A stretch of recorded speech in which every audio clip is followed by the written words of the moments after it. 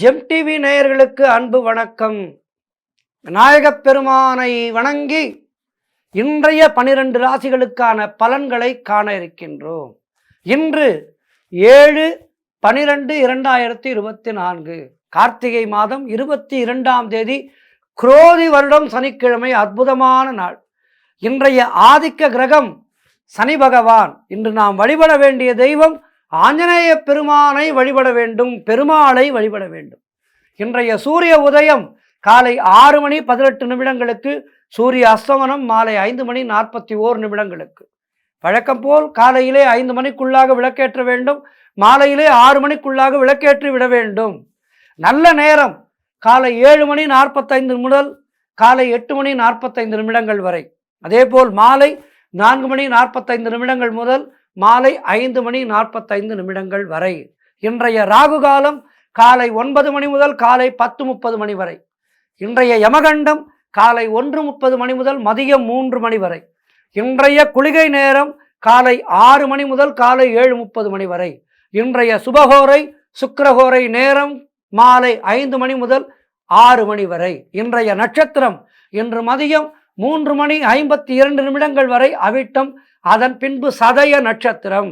இன்றைய திதி இன்று காலை 9:42 வரை வளர்பிறை சஷ்டி, அதன் பின்பு சப்தமி திதி வருகின்றது.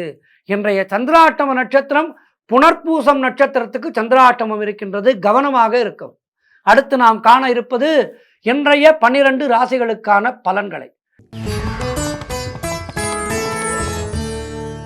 முதலாவதாக மேஷ ராசி அன்பர்களே, இன்று சந்திரன் உங்கள் ராசிக்கு 11ஆம் இடத்திலே சஞ்சரிக்கின்றார். உங்கள் ராசி அதிபதி செவ்வாய் ராசிக்கு 4ஆம் இடத்திலே இருக்கின்றார். ஆகவே இன்று உங்களுக்கு வீடு வண்டி வாகன யோகம் உண்டாகும். உங்களுடைய செயல்பாடுகள் எல்லாம் வெற்றியை தருகின்ற நாள். உத்தியோகத்திலே சம்பள உயர்வு, பதவி உயர்வு, இடமாற்றம் போன்றவை சிலருக்கு ஏற்படும். திருமண பேச்சுவார்த்தைகள் எல்லாம் சுபமாக முடிகின்ற நாள். அவரவர்களுடைய வயதுக்கேற்ப அவரவர்களுக்கு நல்லது நடக்கும். நண்பர்கள் மற்றும் உறவினர்களால் நல்ல ஆதாயம் உண்டாகும். தந்தை வழி சொத்துக்கள் கைக்கு வரும். புதிய முயற்சிகள் எல்லாம் வெற்றியை தருகின்ற அற்புதமான நாள். சிலருக்கு குழந்தை பாக்கியம் உண்டாகும். தொழிலிலே நல்ல முன்னேற்றம் உண்டாகின்ற நாள். கணவன் மனைவியிடையே நல்ல ஒற்றுமை ஏற்படும். நீங்கள் நினைத்ததெல்லாம் நல்லபடியாக நடக்கக்கூடிய அற்புதமான நாள். குலதெய்வ வழிபாடு அனுகூலத்தை தரும்.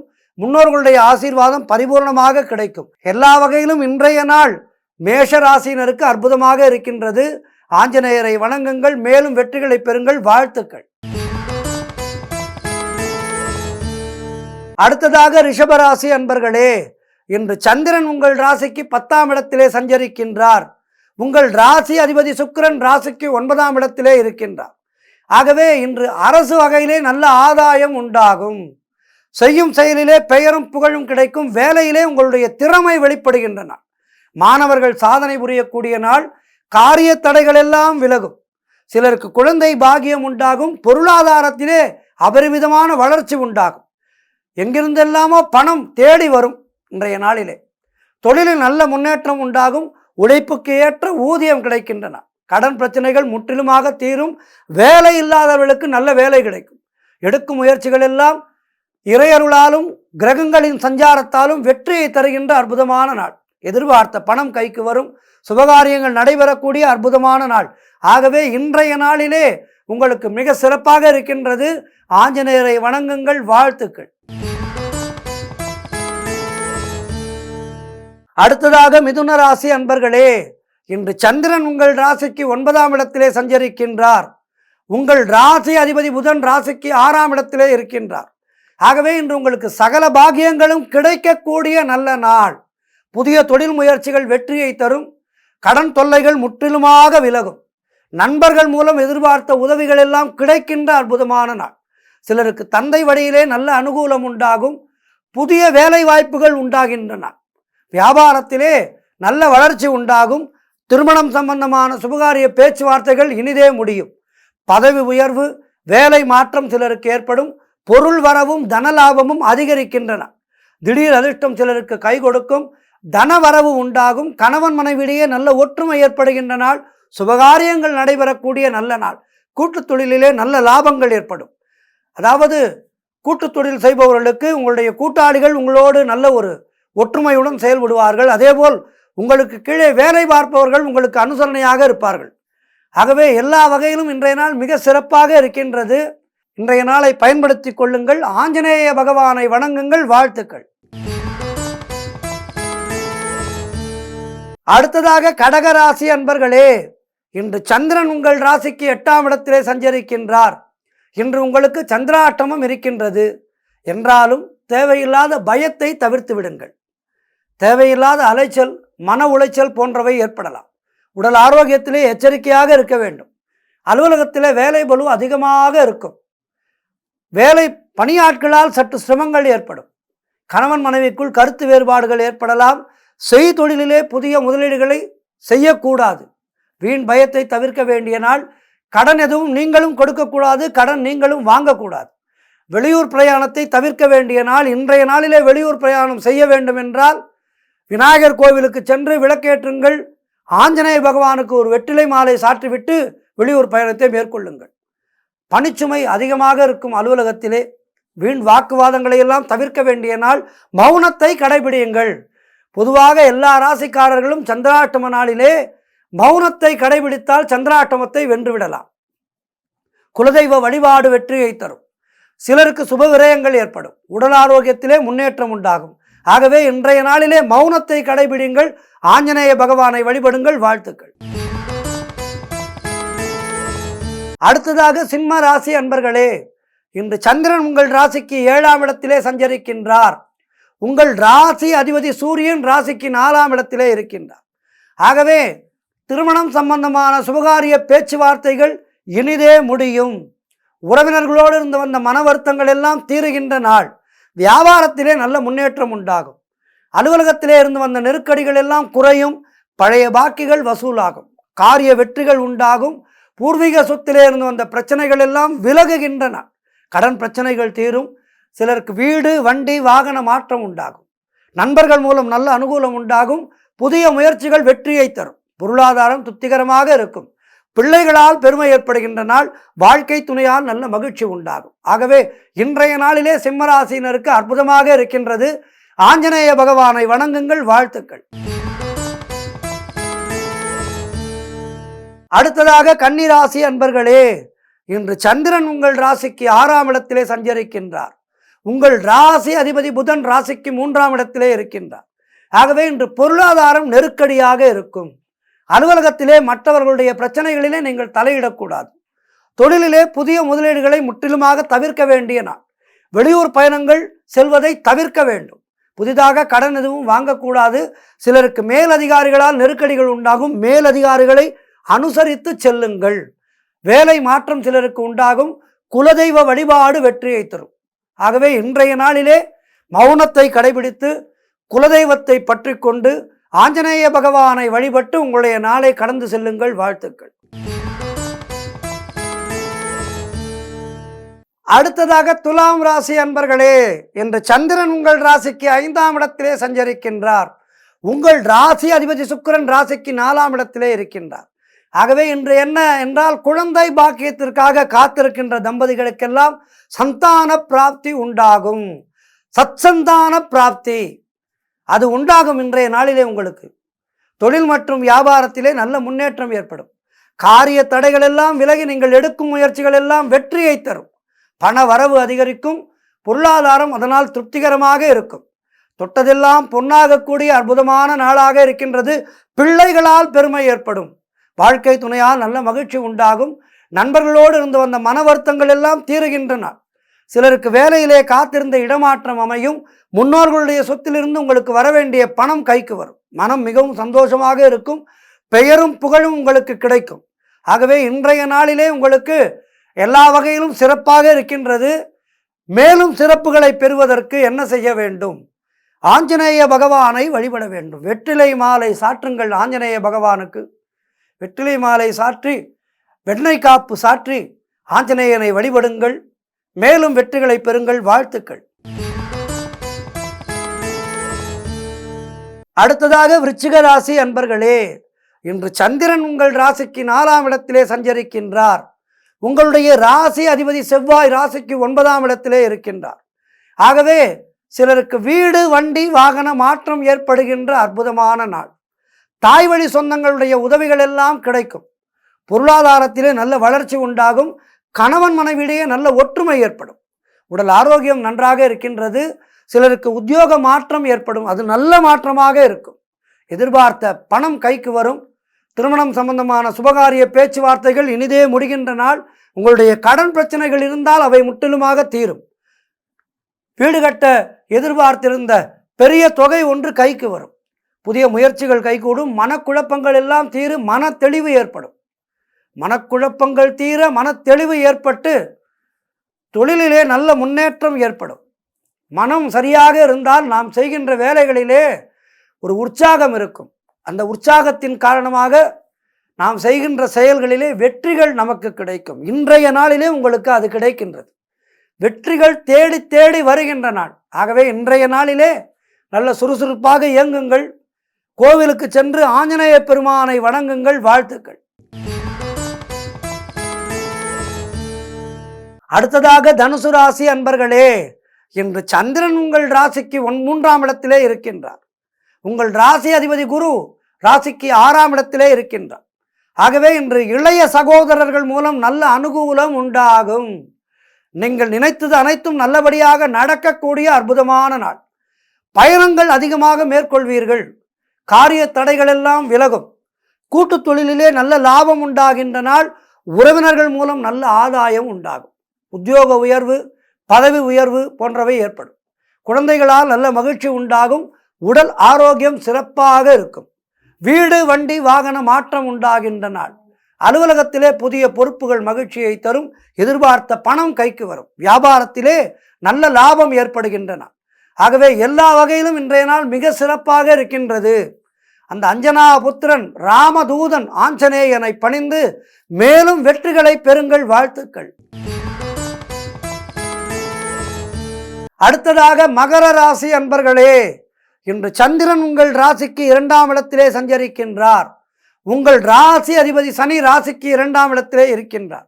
ஆகவே என்ன நடக்கும்? பழைய பாக்கிகள் வசூலாகும். உழைப்புக்கு ஏற்ற ஊதியம் கிடைக்கின்ற நாள். பலருக்கு அது ஒரு பிரச்சனை. நிறைய உழைக்கிறோம், ஆனால் பணம் அதுக்கேற்ற மாதிரி வரல என்று வருத்தப்படுவார்கள். இதற்கெல்லாம் கிரகங்களின் சஞ்சாரங்கள் முக்கிய காரணம். இன்றைய நாளிலே உங்களுக்கு உழைப்புக்கு ஏற்ற ஊதியம் கிடைக்கும். அதேபோல் புதிதாக வேலை தேடுபவர்களுக்கு புதிய வேலை வாய்ப்புகள் கிடைக்கின்ற நாள். சுபகாரியங்கள் கைகூடி வருகின்ற நாள். வியாபாரத்திலே நல்ல முன்னேற்றம் உண்டாகும். கணவன் மனைவியிடையே நல்ல ஒற்றுமை ஏற்படும். குழந்தைகளால் மகிழ்ச்சி உண்டாகும். வீட்டிலே நல்ல ஒரு சந்தோஷம் இருக்கும். சுப விரயங்கள் ஏற்படக்கூடிய நாள். திடீர் பண வரவு சிலருக்கு ஏற்படும். தொழிலிலே நல்ல லாபம் ஏற்படும். திருமண பேச்சுவார்த்தைகள் எல்லாம் சுபமாக முடியும். எல்லா வகையிலும் இன்றைய நாள் உங்களுக்கு சிறப்பாக இருக்கின்றது. ஆகவே இன்றைய நாளிலே அந்த லங்காதகன நாயகன் ஆஞ்சநேயனை மாருதியை வணங்கி மேலும் சிறப்புகளை பெறுங்கள். வாழ்த்துக்கள். அடுத்ததாக கும்பராசி அன்பர்களே, இன்று சந்திரன் உங்கள் ராசியிலேயே இருக்கின்றார். உங்கள் ராசி அதிபதி சனி ராசியிலேயே இருக்கின்றார். ஆகவே என்ன நடக்கும்? நினைத்த காரியமெல்லாம் நடக்கும். நினைத்ததெல்லாம் நல்லபடியாக நடக்கக்கூடிய நாள். மனம் மிகவும் சந்தோஷமாக இருக்கும். எதிலும் வெற்றி உண்டாகும். கணவன் மனைவிக்குள் இருந்து வந்த பிரச்சனைகள் எல்லாம் தீரும். பூர்வீக சொத்திலே இருந்து உங்களுக்கு வர வேண்டிய பணம் கைக்கு வரும். தொழிலிலே நல்ல முன்னேற்றம் ஏற்படும். சிலருக்கு குழந்தை பாக்கியம் உண்டாகும். உடல் ஆரோக்கியத்தில் நல்ல முன்னேற்றம் உண்டாகும். பொருளாதாரம் திருப்திகரமாக இருக்கும். பிள்ளைகளால் பெருமை ஏற்படும். வாழ்க்கை துணையால் நல்ல மகிழ்ச்சி உண்டாகும். ஆகவே எங்கும் மகிழ்ச்சி, எதிலும் மகிழ்ச்சி என்று உங்களை சுற்றியும் நல்ல மகிழ்ச்சி இருக்கும். நீங்களும் மகிழ்ச்சியோடு இருப்பீர்கள். மற்றவர்களை மகிழ்ச்சியாக வைத்திருப்பீர்கள். இப்படி சந்தோஷமாக இருக்கின்ற நாளாக இன்றைய நாள் இருக்கின்றது கிரக சஞ்சாரங்களால். ஆகவே இன்றைய நாளிலே அந்த மாருதியை வணங்கி மேலும் சந்தோஷங்களை பெறுங்கள். வாழ்த்துக்கள். அடுத்ததாக 12 ராசிகளிலே இறுதியான ராசி மீன ராசி அன்பர்களே, இன்று சந்திரன் உங்கள் ராசிக்கு 12ஆம் இடத்திலே இருக்கின்றார். உங்களுடைய ராசி அதிபதி குரு ராசிக்கு 3ஆம் இடத்திலே இருக்கின்றார். ஆகவே திருமணம் சம்பந்தப்பட்ட சுபகாரிய பேச்சுவார்த்தைகள் இன்றைய நாளிலே தள்ளி போகும். வீடு வண்டி சம்பந்தமான விரய செலவுகள் சிலருக்கு ஏற்படலாம். கவனமாக இருக்க வேண்டிய நாளாக இன்றைய நாள் இருக்கின்றது. காரிய தடைகள் ஏற்பட்டு விலகும். சிலருக்கு தேவையில்லாத செலவுகள் ஏற்படும். உத்தியோகத்திலே இருப்பவர்கள் பணியிலே கூடுதல் கவனம் செலுத்த வேண்டிய நாள். தேவையில்லாத பயத்தை தவிர்த்து கொள்ளுங்கள். ராம நாமத்தை உச்சரித்து கொண்டே இருங்கள். கூட்டு தொழிலிலே மன வருத்தங்கள் உண்டாகலாம். குலதெய்வ வழிபாடு மன அமைதியை தரும். அலுவலகத்திலே வீண் வாதங்களை எல்லாம் தவிர்க்க வேண்டிய நாள். முயற்சிகள் காலதாமதமான வெற்றியை தரும். உடல் ஆரோக்கியத்திலே எச்சரிக்கையாக இருக்க வேண்டும். கணவன் மனைவிக்குள் சண்டை சச்சரவுகள் ஏற்பட்டு விலகும். அலுவலகத்திலே பணிச்சுமை அதிகமாக இருக்கும். எல்லா வகையிலும் இன்றைய நாளிலே கவனமாக இருக்க வேண்டும். மிக கவனமாக இருந்து மௌனத்தை கடைபிடித்து மற்றவரோடு அதிகம் பேசாமல் இறை நாமத்தை சொல்லிக்கொண்டே இருங்கள். உங்களுக்கு பிடித்த தெய்வத்தினுடைய பெயரை சொல்லிக்கொண்டே இருங்கள். நாளை நல்ல நாளாக இருக்கும். இன்றைய நாள் ஆஞ்சநேய பெருமானுடைய அருளினாலே சிறப்பாக இருக்க அவரை பிரார்த்தித்துக் கொள்ளுங்கள். வாழ்த்துக்கள். இதுவரை 12 ராசிகளுக்கான பலன்களை பார்த்தோம். எல்லோருக்கும் இன்றைய நாள் சிறப்பாக இருக்க பிரார்த்தித்துக் கொள்கின்றேன். நன்றி. இன்றைய ஆன்மீக தகவல். சுவாமியே சரணமையப்பா. ஐயப்ப விரதம் அற்புதமாக நடைபெற்று கொண்டிருக்கின்ற மண்டல காலம். இந்த மண்டல காலம் ஒரு அற்புதமான காலம். நமக்கெல்லாம் நம்முடைய மனதையும் உடலையும் சுத்தம் செய்து கொள்கின்ற ஒரு அற்புதமான தருணம் இது. தொடர்ந்து சபரிமலை செல்கின்ற அன்பர்களுக்கெல்லாம் தெரியும். ஐப்பசி கடைசியிலேயே கார்த்திகை பிறக்க இருக்கின்றது என்று மனம் சந்தோஷப்படும். இந்த விரத காலத்துக்காக மனசு ஏங்கும். அப்படிப்பட்ட அற்புதமான விரதம் இந்த ஐயப்ப விரதம். சரி, இந்த விரதத்திலே கருப்பு உடைக்கு முக்கியத்துவம் தரப்பட்டிருக்கின்றது. கன்னிமார்கள், கன்னிசாமிமார்கள் கண்டிப்பாக கருப்பு வஸ்திரம் தரிக்க வேண்டும். கருப்பு வஸ்திரம்தான் அறிய வேண்டும் என்பது கன்னிசாமிமார்களுக்கு முக்கியமாக விதிக்கப்பட்டிருக்கின்ற விதி. எதற்காக இப்படிப்பட்ட விதி? இதையெல்லாம் தான் இன்றைய ஆன்மீக தகவலிலே பார்க்க இருக்கின்றோம். ஐயப்பனை வணங்குவோருக்கு சனி பகவானிடமிருந்து தொல்லைகள் இருக்காது. சனி பகவான் மிகவும் உக்கிரமான ஒரு கிரகம். ஒருவருக்கு சனி தசை வந்துவிட்டால், அவருக்கு இந்த 7.5 சனி வந்துவிட்டால் படாத பாடுபடுத்தும். ஆக சனி பகவான் என்பவர் மிக நேர்மையானவர். நமக்கு சனி கிரகத்தினாலே நிறைய அவரவர்களுடைய பலாபலன்களுக்கு ஏற்ப நமக்கெல்லாம் பாதிப்புகளை அளிப்பவர் என்று சனி பகவான் என்றாலே நமக்கு ஒரு பயம் இருக்கும். ஐயப்பனை வணங்குபவர்களுக்கு சனி பகவானால் தொல்லை இருக்காது என்று சொல்வார்கள். அதையெல்லாம் தான் இன்றைய பதிவிலே நாம் பார்க்க இருக்கின்றோம். அதாவது சனி பகவானுக்கு ஐயப்பன் சத்தியம் செய்து கொடுக்கின்றார். என்ன கேட்கின்றார் சனி பகவானிடம் என்றால், என்னுடைய பக்தர்களை நீ தொல்லை தரக்கூடாது என்று அவரிடம் சத்தியம் வாங்குகின்றார் ஐயப்பன். அதை பற்றியெல்லாம் தான் நாம் பார்க்க இருக்கின்றோம். அதாவது மண்டல காலத்திலே நமக்கு நிறைய விதிகள் விதிக்கப்பட்டிருக்கின்றது. குளிர்ந்த நீரிலே 2 வேளைகளும் குளிக்க வேண்டும். கருப்பு நிற ஆடைகளை அணிந்து ஒருவேளை உணவை மட்டும் உண்டு வெறும் தரையிலே உறங்கி காட்டிலும் மலையிலும் வெற்றுக்காலுடன் நடந்து சபரிமலைக்கு வந்து தன்னை தரிசிக்க வேண்டும் என்று ஐயப்பன் நமக்கெல்லாம் விரத முறைகளை விதித்து வைத்திருக்கின்றார். ஐயப்பனுடைய விரதங்களை பொறுத்தவரை ஐயப்பனே வகுத்து கொடுத்த விரத முறைகள். மற்ற தெய்வங்களுக்கெல்லாம் மனிதர்களாகிய நாமே விரத முறைகளை வகுத்து கொள்கின்றோம். ஆனால் சபரிமலை விரதம் மட்டும் ஐயப்பனே வகுத்து கொடுத்த நெறிமுறை. அதனால்தான் அதனை மீறுவதற்கு நமக்கு எந்த விதமான உரிமையும் கிடையாது. ஆகவே இப்படி கருப்பு நிற ஆடை அணிந்து ஐயப்பனை விரதமிருந்து நாம் வணங்குகின்றோம். கருப்பு நிற உடைகளை அணிவதற்கான காரணம் என்ன? இந்த கருப்பு உடைக்கு காரணமே சாஸ்தா ஐயப்பன் சனீஸ்வர பகவானுக்கு செய்து கொடுத்த சத்தியம்தான் காரணம் என்று சொல்லப்படுகின்றது. சபரிமலை ஐயப்பனுக்கு முதன்முறையாக மாலை அணிந்து விரதம் இருக்கின்ற நாம் எல்லோரும் கண்டிப்பாக கருப்பு ஆடையையே உடுத்துகின்றோம். பெரும்பாலும் பெரியவர்கள் சொல்வார்கள், பெரிய குருசாமிமார்கள் எல்லாம் சொல்வார்கள், 5 முறை கருப்பு உடைதான் அணிய வேண்டும். அதாவது 5 வருட காலம் ஐயப்பனை தரிசிப்பதற்கு செல்கின்றோம் அல்லவா, ஒவ்வொரு வருடமும் கருப்பு தான் அணிய வேண்டும், அதன் பின்பு நீலம் அணியலாம் என்று ஒரு சில குருசாமிமார்கள் சொல்வார்கள். கருப்பு நிற ஆடை எதிர்மறை எண்ணங்களை உண்டாக்கும் என்பது பொதுவான நியதி.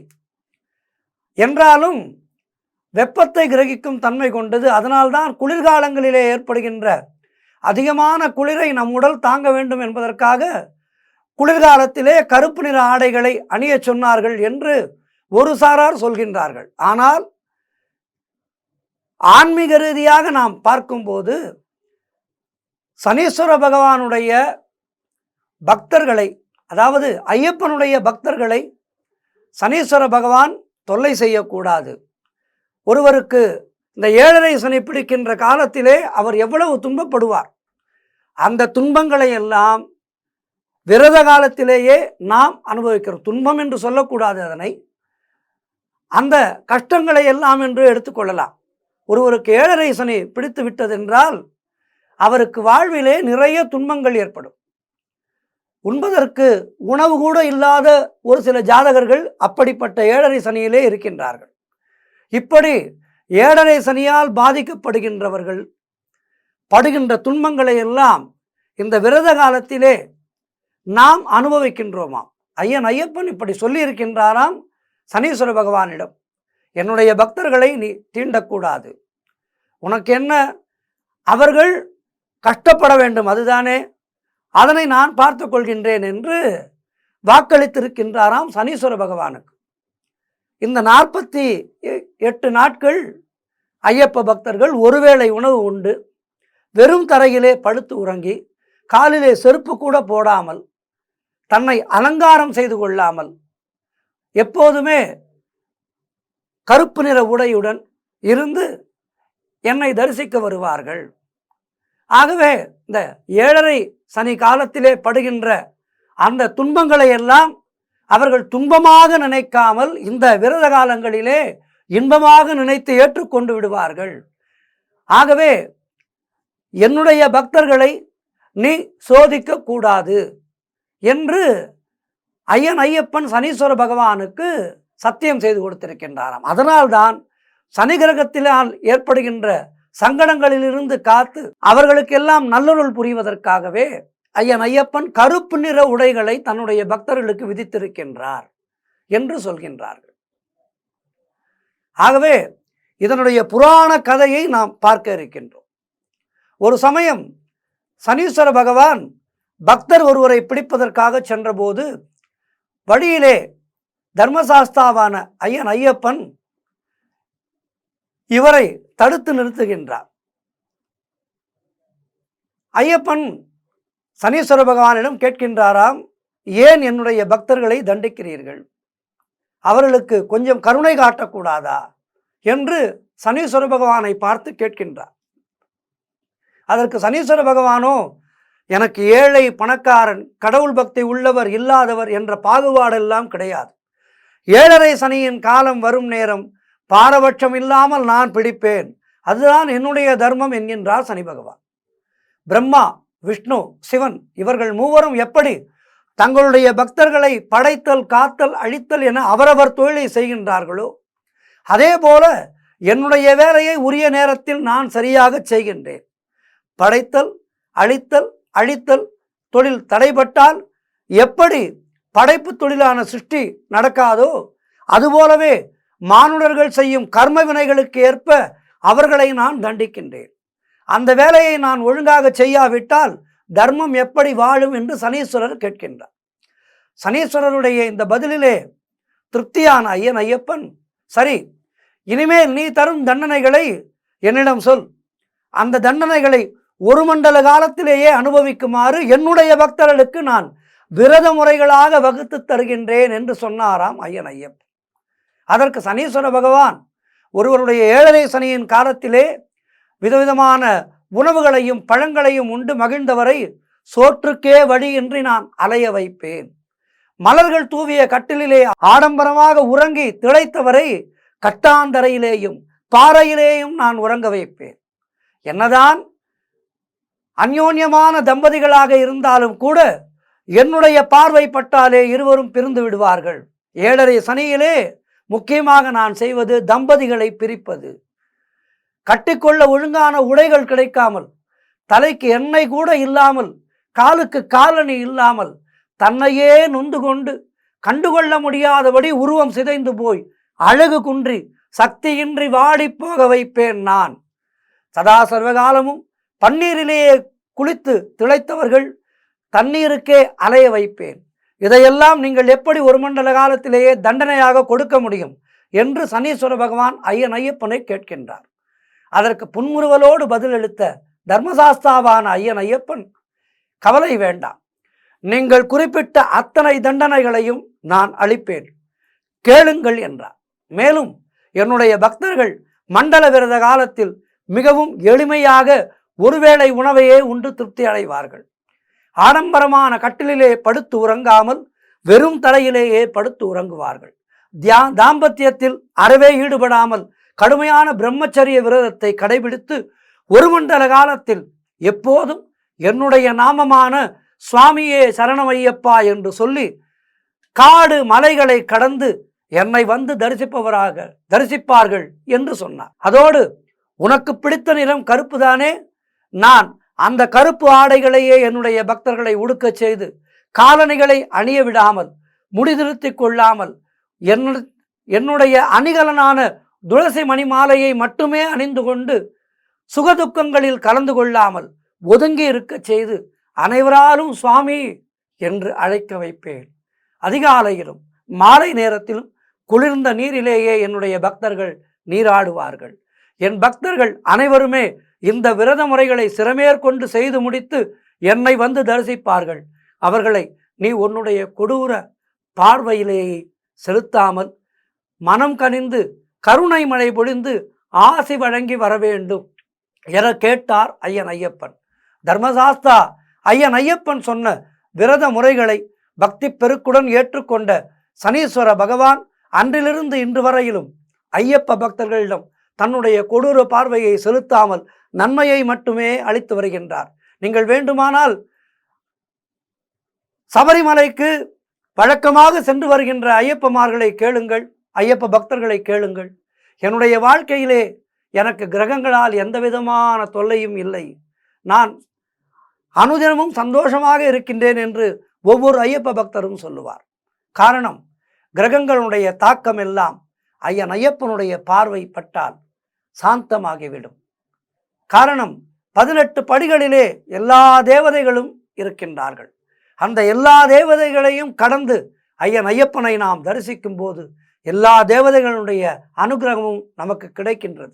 ஆகவே முறையாக விரதம் இருந்து சபரிமலை சென்று வருகின்ற பக்தர்களுக்கு சனீஸ்வர பகவானால் நிச்சயமாக எந்தவிதமான தொல்லையும் துன்பமும் நேராது என்பது சத்தியமான உண்மை. ஆகவே விரத முறைகளை முறையாக கடைபிடித்து ஐயன் ஐயப்பனை தரிசிப்போம். வாழ்விலே எல்லா வளமும் பெறுவோம். எந்த விதமான கிரகதோஷங்களும் இல்லாமல் சந்தோஷமாக வாழ்வோம். சுவாமியே சரணமையப்பா, சுவாமியே சரணமையப்பா, சுவாமியே சரணமையப்பா.